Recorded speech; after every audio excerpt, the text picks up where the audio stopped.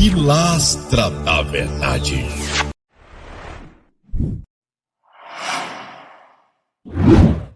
Olá, meus amigos, Antônio Galvão, voltei com novos argumentos e novas indagações, sempre agradecendo a você, ou melhor, a vocês, pelo apoio total no meu canal. Cada dia eu vejo chegando mais inscritos, mesmo sendo pouquinhos, mas estão chegando. E vocês que estão chegando agora neste canal, saibam que serão bem recebidos e sintam-se à vontade aqui, porque esse canal é nosso. Entendeu? É nosso. Ok? Preste atenção. Fui surpreendido com uma pergunta de um religioso que não entende nada de ateu. Não entende nada de ateísmo. Não entende nada sobre nossas ideias. Parece que muitos assistem nossos vídeos, como esse assiste alguns dos nossos vídeos, e simplesmente não entendem. Como eles não entendem a realidade por conta de acreditar em lenda, em fantasia, em fábula de muito tempo. Eles não entendem a nossa linguagem. E a pergunta foi essa: Antônio Galvão, nós, referindo-se aos evangélicos, estamos apoiando um presidente que é contra uma lei que pode chegar aí, se ele não ganhar, de proibir, olha só, que o brasileiro tenha este livro em casa. Não sei se você já ouviu, se você já assistiu aí. Eu não sei se você já assistiu aí candidatos falando sobre isso. Que disse que se determinado candidato ganhar, pode ser que aprove uma lei que o brasileiro não tenha este livro em casa. O Conto do Seu Vigário. Aí a pergunta para mim foi essa: Antony, você como ateu, você concorda com essa lei?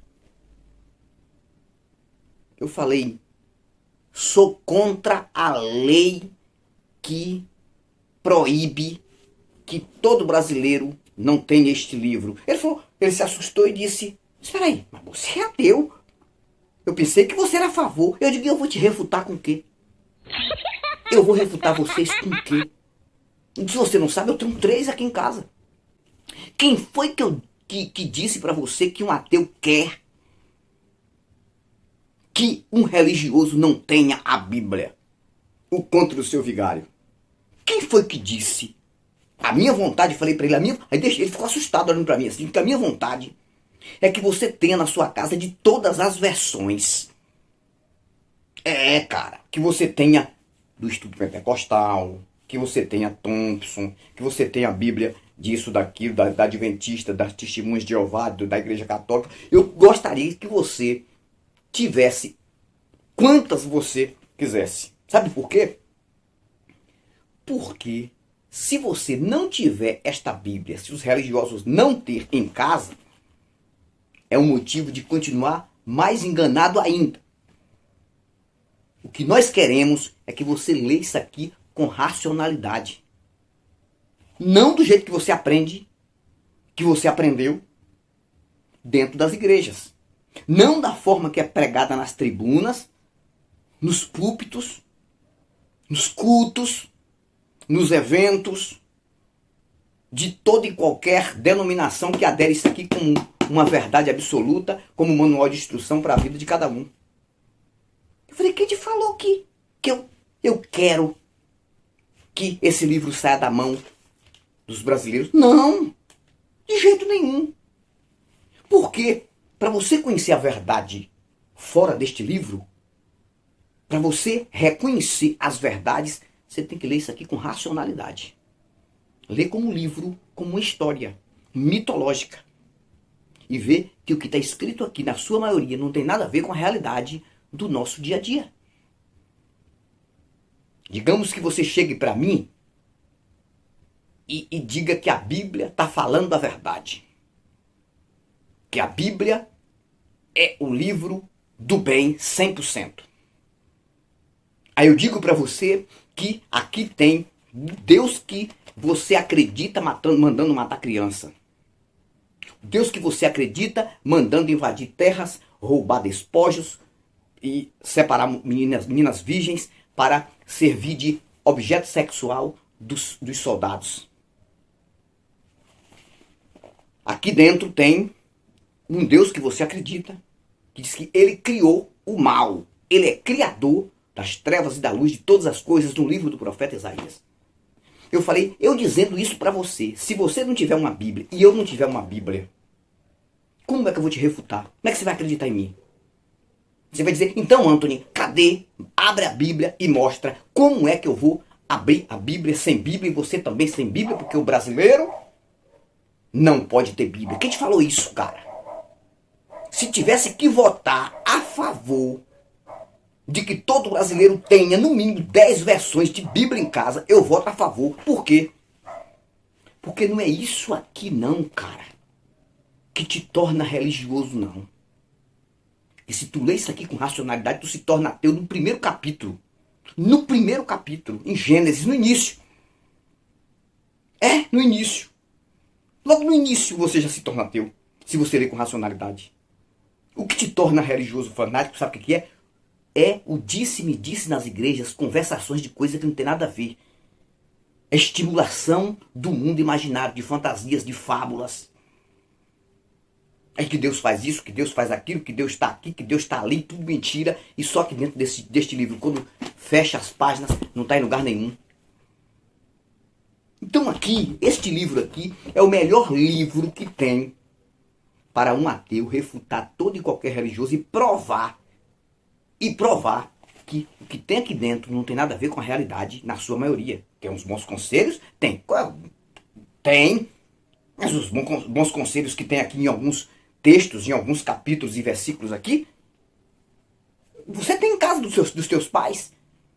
Agora, na maioria das coisas que estão escritas aqui, é falando de profecias espirituais, é falando de lenda, é falando de fábula, é falando disso, é falando de escravidão, é falando de sangue derramado, é falando de tanta coisa. Então, você não entende nada de ateu. Nenhum ateu quer que você não tenha uma Bíblia. Nenhum. Não sei se você tem assistido, falando pra ele, não sei se você tem assistido as lives, algumas lives aí de alguns ateus aí. Pra você ver. Quando o ateu chega lá na live do Antônio Miranda, o ateu não, o religioso chega lá na live do Antônio Miranda dizendo que Jesus é isso, que Jesus é aquilo, o Antônio Miranda diz, você tem Bíblia aí? O Jesus também fala assim, você tem Bíblia aí? Tem, então abre em tal capítulo. Já pensou, se ninguém tivesse Bíblia, como é que o Jesus ia falar isso? Você tem Bíblia aí? Aí Jesus pede para ele abrir a Bíblia dele na casa dele, ele abre naquele texto e diz, lê isso aí. E vamos falar sobre isso. Então, meu amigo, não tem essa conversa de dizer que ateu quer que nenhum brasileiro tenha Bíblia. Para com isso. Eu sou ateu, tenho 3. Aqui. E tenho, e o tempo todo eu leio. Porque antigamente eu lia com a venda nos olhos. Arroz nos ouvidos. Eu lia acreditando na fé.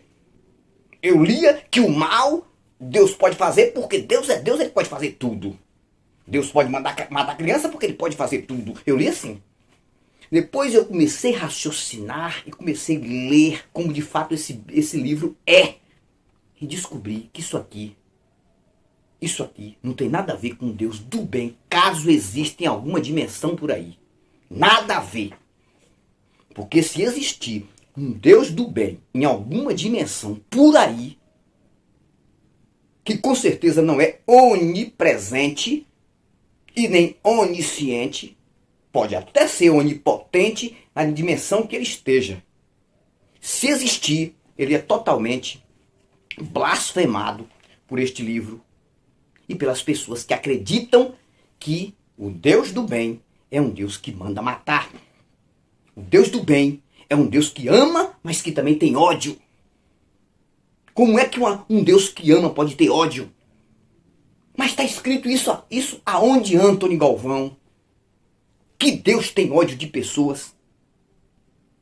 De alguma pessoa? Tá vendo que é bom você ter Bíblia? Porque está escrito no início do livro, primeiro capítulo do livro de Malaquias, que é o último livro do Velho Testamento, ou do Primeiro Testamento. Capítulo 1, versículo 2. E eis que eu odiei, amei a Jacó e odiei a Esaú. E nos originais está assim. Que alguns tentam mascarar isso aí e dizem, não, Deus não disse odiar. Deus disse, me aborreci. Só que aqui está falando de antônimo, não é de sinônimo. Eis que eu amei a Jacó, e o antônimo de amar é ódio, e odiei a Esaú. Aí você acredita num Deus que ama um e odeia outro, e odiou Esaú por quê? Ah, porque Esaú vendeu a primogenitura, que era uma regalia do filho mais velho da família, para Jacó. E Jacó comprou a primogenitura como? Com um prato de lentilhas vermelhas. Está na história lá no início. Espera aí, quem foi que cometeu o maior pecado aí? Quem foi que cometeu o maior erro?